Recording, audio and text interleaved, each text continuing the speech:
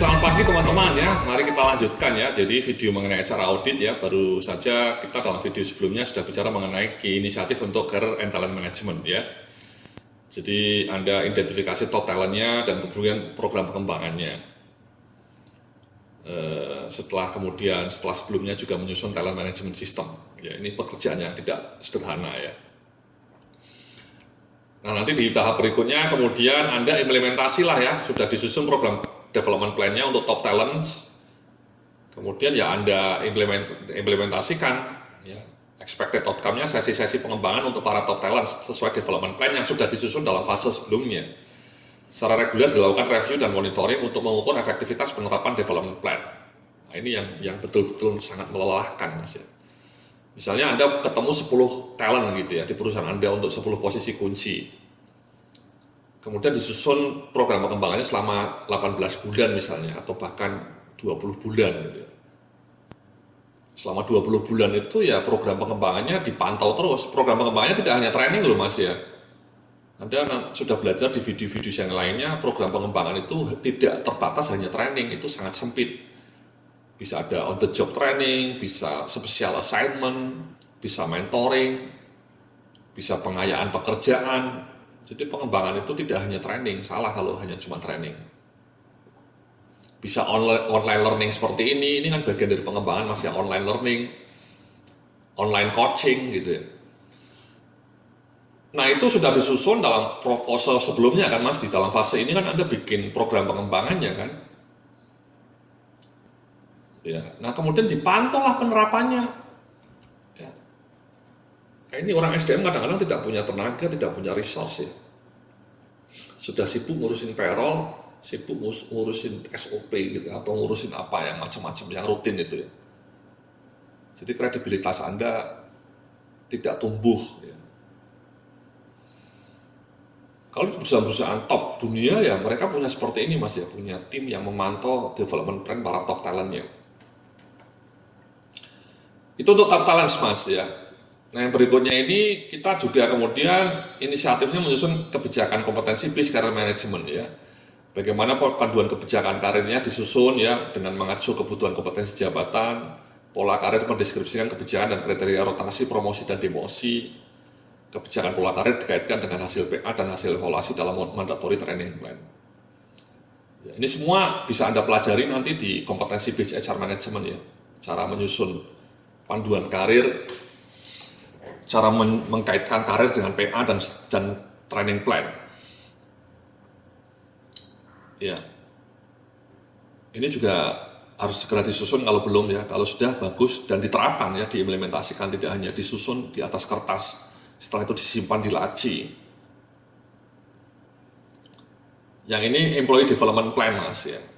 Kalau tadi memang lebih khusus top talent, tapi kalau ini employee, semua employee harus juga melakukan pengembangan, tidak hanya top talent dong ya. Supaya semua karyawan juga bisa tumbuh. Panduan mengisi employee development plan dikaitkan dengan self-assessment kompetensi hasilnya. Panduan mencakup pula monitoring tool dan template untuk memantau progres pelaksanaan IDP atau employee development plan. Ini sama ini Mas, ini juga di banyak perusahaan di Indonesia ya hampir semuanya tidak konsisten menerapkan ini ya. Mereka mengisi EDP-nya itu tidak sungguh-sungguh gitu ya. Hanya sekedar training yang mau diikuti gitu ya. Setelah training dikirim ya sudah selesai seperti itu ya. Tidak pernah ada monitoring, orang-orang SDM-nya tidak melakukan pemantauan, komunikasi dengan atasannya, apa yang harus dipantau, apa yang harus dimonitor. Nah ini harus disusun lah seperti ini supaya ketika audit nanti Anda bisa dapat nilai bagus ya. Dan SDM Anda menjadi lebih maknyus. Oke. Nah ini monitoringnya ya. EDP-nya dimonitor Mas. Terlaksananya EDP yang telah disusun oleh pegawai secara reguler dilakukan review dan monitoring untuk mengukur efektivitas penerapan EDP, dokumentasi pelaksanaan EDP untuk setiap pegawai. Nah ini kan keren Mas. Again ini proses monitoring ini akan menjadi sangat mudah kalau bagian HRD-nya punya aplikasi software-nya. Bagaimana cara memantau kinerja karyawan melaksanakan EDP itu dengan software, tidak lagi dengan manual, pakai telepon diingatkan gitu ya, di remind, itu ya kuno. Anda bisa memantau pelaksanaan EDP hanya dari dashboard di kantor HRD ya. Jadi karyawan-karyawannya itu wajib mengisi template yang sudah disediakan di smartphone-nya atau di aplikasinya ya. Jadi mudah dipantau. Nah, ini di banyak perusahaan tidak dilakukan sama sekali nih Mas. Ya. Sehingga Anda satu lah maturity levelnya. Ya itu tadi di Career and Talent Management ya, kalau di training seperti ini, contohnya mendesain kurikulum ya, training learning center ini ilustrasinya pura-puranya mau bikin learning center gitu ya. Membikin kurikulum untuk learning center, sudah ada sistem pendidikannya, training plan-nya, mengacu ke pelatihan teknis dan manajerial. Anda bikin training plan lah istilahnya di sini. Nyusun modul-modulnya ya. Jadi silabus dan materi semua modul sudah ada. Setiap modul dilengkapi dengan instruktur manual dan alat tes untuk menguji kelulusan peserta. Ini luar biasa. Jadi Anda punya modul-modul manajemen trainingnya itu bikin sendiri, dan setiap modul itu ada manualnya. Jadi setiap trainer itu bisa membaca manual itu supaya cara ngajarnya seperti apa, kontennya apa yang harus disampaikan. Nah ini juga pekerjaan raksasa ya. Jadi bagaimana, saya pernah membantu klien saya untuk menyusun modul ya. Jadi kalau Anda butuh konsultan ya bisa meng-hire saya Mas ya untuk menyusun modul-modul training. Kemudian ada kebijakannya itu ya, learning centernya, kebijakannya ini lebih ke SOP lah ya. Kebijakan penggunaan hasil pendidikan di LC itu learning center ya, dengan pola karir karyawan.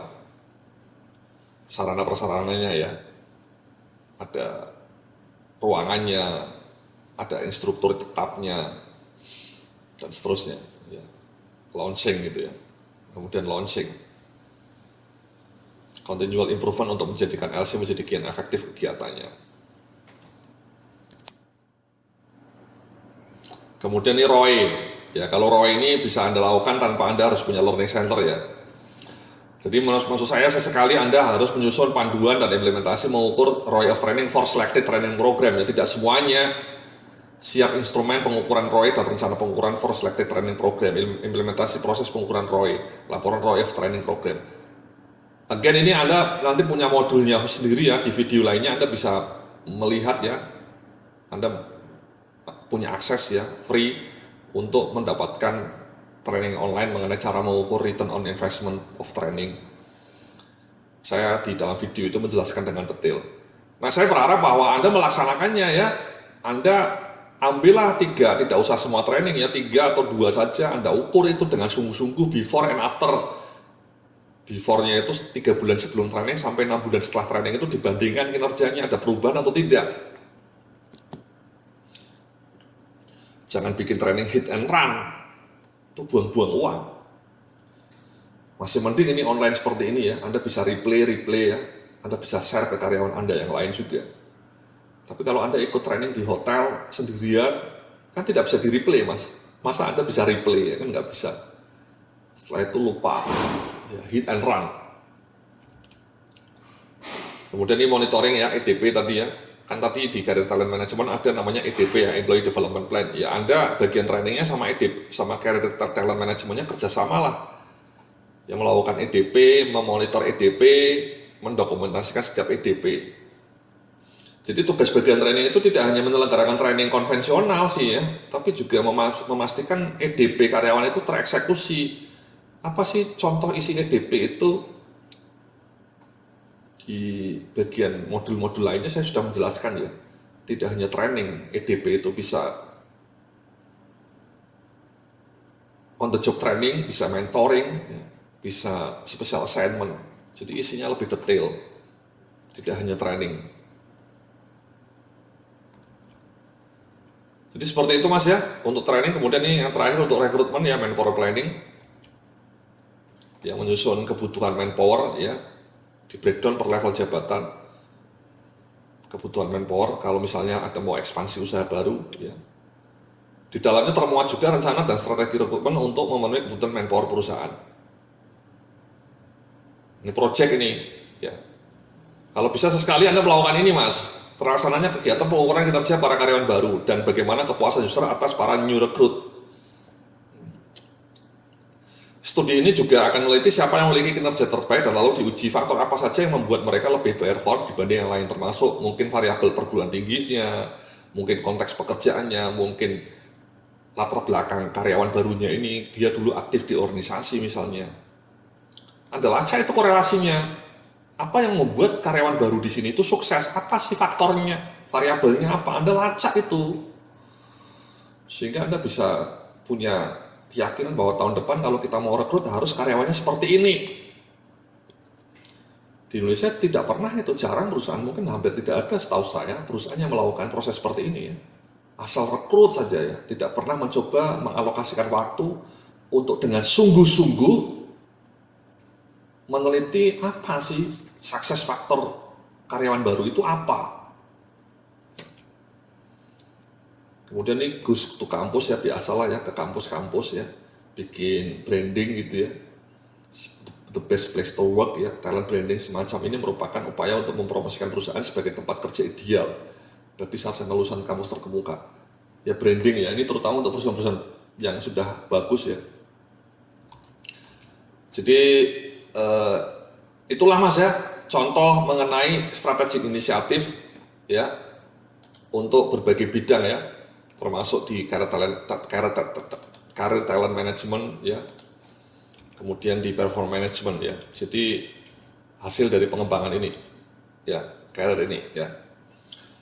Jadi sekali lagi seperti itu Mas ya flow-nya ya. Anda melakukan audit, Anda lacak berbagai sistemnya, Anda tanyakan, kemudian Anda scoring, kemudian setelah skornya jelek ya Anda harus melakukan berbagai inisiatif. Ini sekali lagi inisiatifnya sudah saya berikan contoh. Semuanya berat ya, tidak ada yang mudah ya, pakai software kalau perlu ya. Anda yakinkanlah kepada owner Anda supaya ada budgetnya untuk melakukan ini semua. Budget ya juga kreativitas Anda ya, kegigihan Anda, kompetensi Anda sebagai pengelola HRD ya. Kadang-kadang audit skor HRD Anda jeblok, nilainya 1 karena memang kompetensi para pengelola HRD-nya kurang bagus ya. Anda terlalu sibuk mungkin mengurusin hal-hal yang tidak strategis ya. Tapi hal-hal strategis seperti ini terabaikan. Atau karena mungkin memang Anda tidak punya kecakapan untuk melakukan proses ini semua. Nah, itu harus belajar, makanya ini belajar online ya dari Bapak Yudi Anareksa ini salah satu cara yang murah meriah untuk mengupgrade kompetensi Anda dalam bidang HRD. Oke, demikianlah ya video saya mengenai HR audit ya. Mudah-mudahan Anda bisa melakukan HR audit ya. Yang tidak kalah pentingnya adalah rekomendasinya ya, action plan-nya, bagaimana sistem SDM Anda dikembangkan sehingga kinerja SDM Anda menjadi lebih maknyus dan kemudian kinerja bisnis perusahaan Anda itu menjadi lebih cetar membahana. Terima kasih, sampai jumpa dalam topik-topik berikutnya. Salam sukses, penuh keberkahan.